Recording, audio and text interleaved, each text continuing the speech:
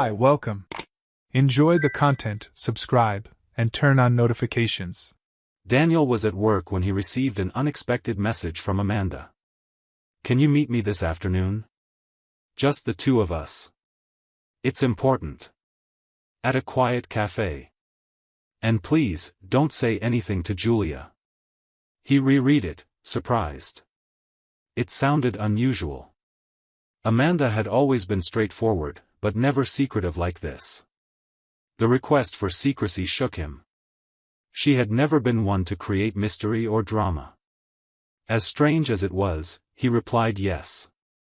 They agreed to meet at a cafe outside of downtown, where they were unlikely to run into anyone they knew. On the way, he tried to guess what could justify such a private meeting. But no hypothesis made sense. After all, it was Amanda. Amanda entered Daniel's life through Julia. The two met on their first day at work, years ago, and from that moment on became inseparable. They sat next to each other by chance but went out to lunch together as if they'd known each other for ages. Their friendship grew with impressive naturalness. Julia always said Amanda was her soul sister and spoke about her fondly in every conversation.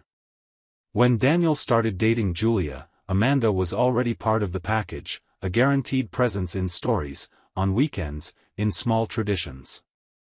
Julia didn't take long to introduce them. She wanted the two most important people in her life to meet right away. And so they did. A simple dinner, light conversation, and Amanda quickly became part of the couple's routine. She was present for special occasions, accompanied them on trips, helped with party preparations, and made sure to be there for important moments. When Julia and Daniel decided to get married, there was no doubt, Amanda would be the maid of honor. And not just because of tradition, but because it was impossible to imagine that day without her. Around the two of them, Amanda was the person who always brought lightness. She knew how to listen, had sincere opinions, and offered help even without being asked. She would show up with desserts, organize surprises, and liven up conversations. Daniel came to consider her family. It was common to see her on lazy Sundays, sitting with Julia on the couch, chatting about a book or a new documentary. Sometimes, the two would laugh about things no one else understood. And it always felt natural. Nothing forced. No barriers, no feeling that someone was taking up too much space. Amanda said she was single by choice. That her job demanded a lot and that she was in a phase of life where she preferred to invest in friendships rather than meaningless relationships. Julia respected that and valued her friends' company even more. For Daniel, it was good to know that Julia had someone to share things with that he might not understand as easily. When he was swamped with commitments, Amanda was the one who showed up to keep Julia company, start conversations, or change the mood of the house. Her presence was seen as natural by everyone. Julia's parents liked her. So did the couple's friends. Amanda had this easy way of pleasing, of fitting in. She was smart, good-humored, and discreet. She never drew attention to herself but was always missed when she wasn't around. Even in the wedding details, Amanda participated. She was the one who helped choose the catering, who accompanied Julia to visit vendors, who ensured everything went as planned. Julia trusted her blindly. And so did Daniel. It wasn't uncommon for Amanda to stay over when they watched movies late into the night. Julia said it was more practical. Amanda kept a toothbrush and a pair of pajamas in a drawer, and that was it. It was like having an older sister who showed up to bring comfort. Daniel thought it was beautiful. Their friendship was solid, without competition, without friction. Something rare to see. And so, as he parked his car in front of the cafe, Daniel still had no idea what Amanda wanted to talk about. He only knew it was coming from someone he deeply respected. Someone who was always present. Who was part of everything. And who, until that day, had never given any reason for secrets. Daniel arrived a few minutes before the agreed time. He ordered a coffee but didn't touch the cup. He was restless. The place was discreet, just as Amanda had suggested in her message. From the moment she requested secrecy and urgency, an odd feeling settled in his chest. Amanda had never behaved this way. And it was precisely because of that he accepted the meeting. She had always been balanced. Always transparent. This sudden change in tone made him uncomfortable but also curious. As much as his mind searched for an explanation, nothing seemed to justify such a private meeting and such a direct request for silence. When Amanda arrived, Daniel immediately noticed something was wrong. She was pale, with red eyes as if she had been crying. She tried to force a smile, but it was visibly fake. She sat at the table without saying much. She looked at him for a few seconds as if weighing her words. Daniel broke the ice by asking if everything was okay, but Amanda just shook her head, avoiding his gaze. It was strange to see her like that. Her, who was always so confident, so stable, now seemed on the verge of falling apart. Before he could say anything, Daniel's phone rang. It was Julia. He hesitated for a second but answered. "Hi, love." Her response came dryly, "You're with Amanda, right?" He confirmed, not understanding the reason for the question. On the other end, silence. Julia took a deep breath and said with a firmness he wasn't used to hearing, "Please, leave now. Go. Don't listen to what she has to say." The call ended shortly after. Daniel stayed frozen for a moment, processing it. He looked at Amanda, still unsure what to think. She noticed. She placed her hands on the table and spoke calmly, "Please, listen to me. That's all. I swear I won't take much of your time."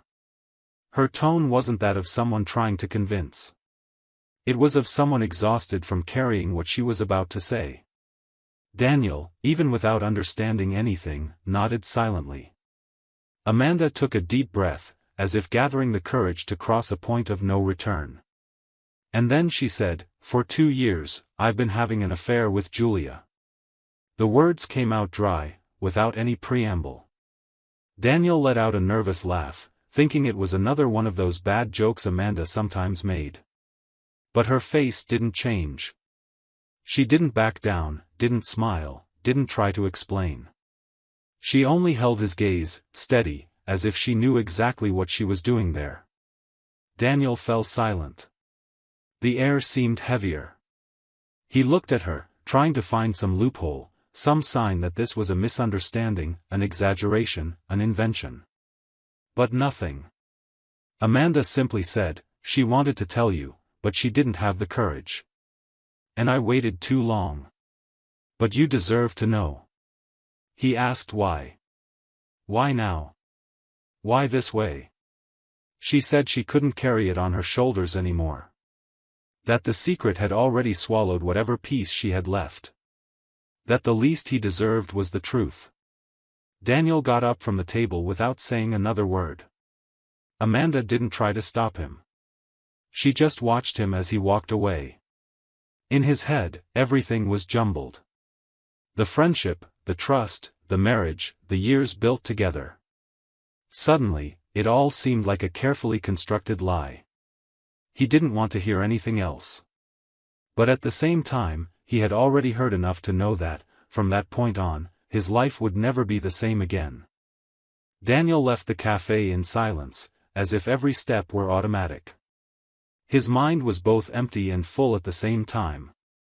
He opened the car door and, the moment he sat in the driver's seat, his phone rang again. It was Julia. He answered. Her voice came fast, without pauses, as if trying to prevent a breakdown. "Amanda just called me. She told me she talked to you. We spoke." Daniel pressed his eyes shut and brought his hand to his forehead, as if trying to erase that reality for a few seconds. He took a deep breath, held it for a moment, and finally exhaled, "Julia, we'll talk at home." And hung up. The way back felt longer than usual. Daniel didn't remember if the traffic light was green or red, if there was traffic, or if the radio was on. It was as if the road was just an interval between who he was before that morning and who he had just become. He parked in front of the house. He went inside. Julia was already there, sitting on the couch. She didn't seem surprised to see him. She watched him with a tired look, as if preparing for an inevitable impact. Daniel dropped his keys on the table and remained standing. The silence between them lasted longer than any conversation. Julia was the first to speak. She said it didn't make sense to hide anything anymore. She admitted it. Confirmed everything. She didn't try to soften it or justify it. She just spoke. She said it was something she didn't know how it started, that there was no plan, that it just happened. And once it happened, they didn't know how to go back. Daniel interrupted her. He said Amanda had told him it had been going on for 2 years. Julia nodded. She tried to explain that what she felt was confusing, that her affection for him hadn't disappeared. That she still loved him, but in a different way. A way she herself couldn't explain. Daniel crossed his arms, trying to stay composed. She continued. She said there came a moment when she stopped trying to understand. That she felt something for Amanda that no longer fit within friendship. And that, as much as she was afraid, she could never cut it off at the root. Julia cried as she spoke. She said he was a good man, that he had always treated her with respect, that he had built a stable life alongside her. That she had no complaints. But still, something inside her had changed. What caught Daniel off guard was when she suggested an alternative. As if there were still space to rebuild something within the chaos. Julia looked him in the eye and said, "I thought of a solution. Amanda could move in with us. We could try a different dynamic. There are couples who live like that. It could work." She spoke with hope, as if she believed they were facing a possible reinvention. As if loving 2 people, the way she claimed to love, was reason enough to create a new structure. Daniel stayed silent for a few seconds, absorbing it. He ran his hand over his face. He leaned against the wall as if he needed physical support to stay upright. When he finally responded, it was with a low but firm voice. He said what she was proposing wasn't a solution. It was a disguise to avoid facing the gravity of what had been done. That the love he felt wouldn't survive the idea of becoming the middle ground between 2 people who chose to lie for so long. That sharing a roof with Amanda wasn't rebuilding. It was a twisted continuation of a story he never wanted to be part of. He looked at Julia with sadness but without anger. He said he respected everything they had lived through. That it had been real for him. That he had been happy. But that it was over. He asked for a divorce. There were no shouts, no arguments. Just the acceptance of an end. Julia cried in silence. She didn't beg, didn't try to convince him to stay. She just lowered her head and stayed there, hands clasped, as if holding herself together. Daniel went to the bedroom, grabbed a backpack with some clothes, and left. He needed to breathe away from there. He needed to remember who he was before the lie. And above all, he needed to understand who he would be after it. Weeks passed as if everything were on autopilot. The divorce went through quickly, without obstacles. Both signed the papers without fights, without attempts to reverse the inevitable. The house was sold soon after. It was too big for just one of them and too full of memories for both. The furniture was divided with minimal conversation. Julia took the couch, some paintings, the set of plates she loved. Daniel kept the car, some clothes, whatever fit in the small rented apartment he found in a few days. He didn't care about much. He just wanted to turn the page. Julia and Amanda moved in together. They chose a small apartment, downtown, far from the old neighborhood, far from the streets where the 3 of them used to walk. They wanted distance from prying eyes, from questions. They wanted to try a new routine, just the 2 of them. Julia quit her old job. She told her colleagues she needed a fresh start. Amanda did the same. For a while, they seemed excited. They bought plants to decorate, posted photos of their new home, elaborate dishes cooked together, forced smiles with light captions. It was as if they were trying to prove something, to others or to themselves. In the first few months, they seemed to move in sync. They had the freedom they said they desired, constant companionship, shared routines. But gradually, something began to change. The silences grew longer. Conversations became shallower. The lightness that existed when the relationship was hidden began to weigh heavily when everything was out in the open. Moments of complicity lost space to the discomfort that arose between them. Every gesture began to be analyzed more carefully. Small irritations appeared. Amanda demanded more presence, Julia wanted more space. The differences, once muffled by secrecy, now screamed. Some close friends noticed the strain. They commented among themselves that Amanda seemed tense, and Julia, apathetic. Visits became rare. The house, once full of life, turned into a closed-off place, with curtains almost always shut and little movement.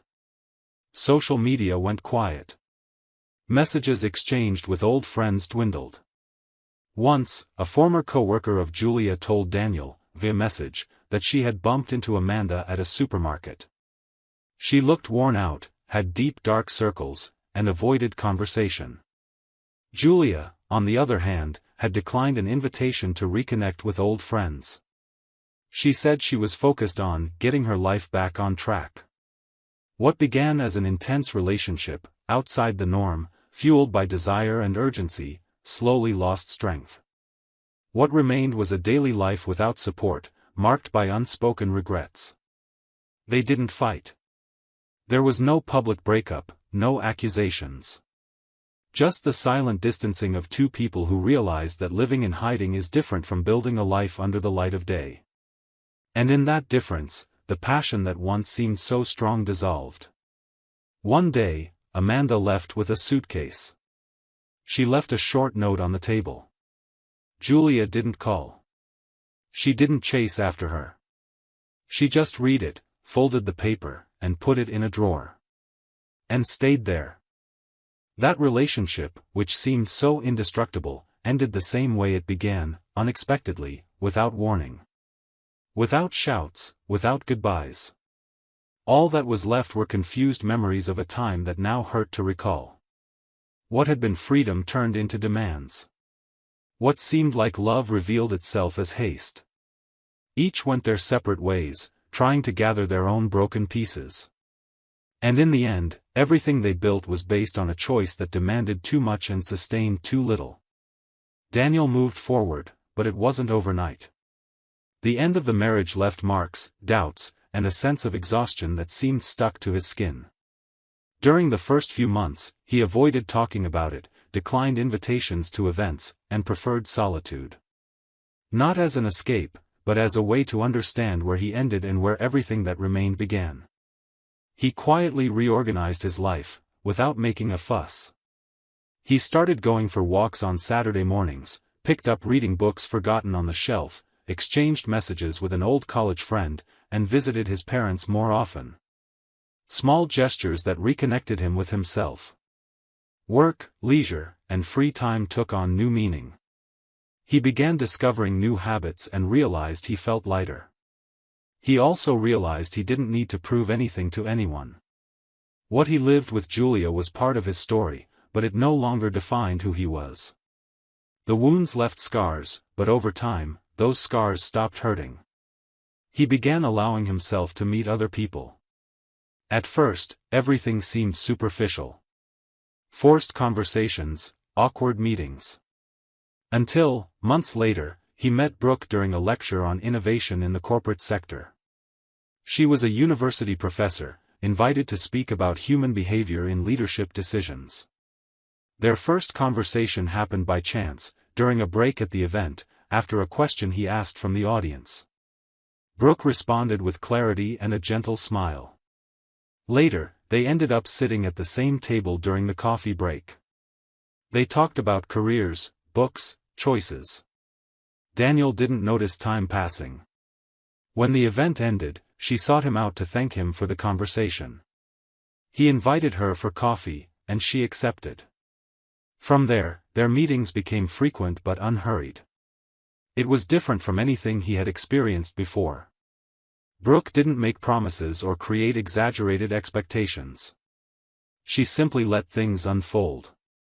Daniel shared his story calmly, without dramatizing, but also without hiding anything. He talked about the marriage, the separation, and how he had changed in recent times. Brooke listened without interrupting. She didn't judge, didn't act surprised. She simply said that all people have parts that have been broken, and the most beautiful thing is when we learn to put ourselves back together without hiding the cracks. That phrase stayed in Daniel's mind for days. He realized he no longer needed to pretend to be whole. Brooke saw him exactly as he was, with everything he had lived through. Over time, their relationship grew stronger. 2 years later, they moved to a new city together, seeking a quieter life, away from the frantic pace they both carried before. They married in a simple ceremony, on a late afternoon, with few guests but everyone who truly mattered. Daniel didn't give long speeches, he simply thanked her for finding someone who embraced him at a time when he needed to rediscover himself the most. 2 years after the wedding, their first child was born. A boy who brought a new perspective to everything. Later, their second child was born. Having kids changed the rhythm of things but not the kind of love they shared. Brooke was a loving, present mother and naturally shared responsibilities with him. Daniel proved to be an affectionate, patient father, involved in every detail of raising the children. Sleepless nights, diaper changes, visits to the pediatrician, everything was shared. Never with complaints, always with dedication. Some people from the past reached out over time, including colleagues who had followed from afar what had happened with Julia and Amanda. They commented, in a tone of surprise, that Julia seemed like a different person, more distant, less approachable. Daniel didn't react with sarcasm or superiority. He simply listened and continued the conversation. That part of the story no longer had a place in the new life he had built. Today, as he holds his children in his arms, Daniel understands that love doesn't need to be turbulent to be real. That trust is more than the absence of lies, it's the feeling of security beside someone. That loyalty isn't about being there on the good days but about supporting the other even when everything seems to be falling apart. That starting over may seem impossible but becomes inevitable when pain transforms into learning. He discovered it's possible to be happy again. And not by luck, but by choice. Thank you for watching the video. If you enjoyed it, don't forget to subscribe to the channel and turn on notifications so you won't miss any updates. See you next time.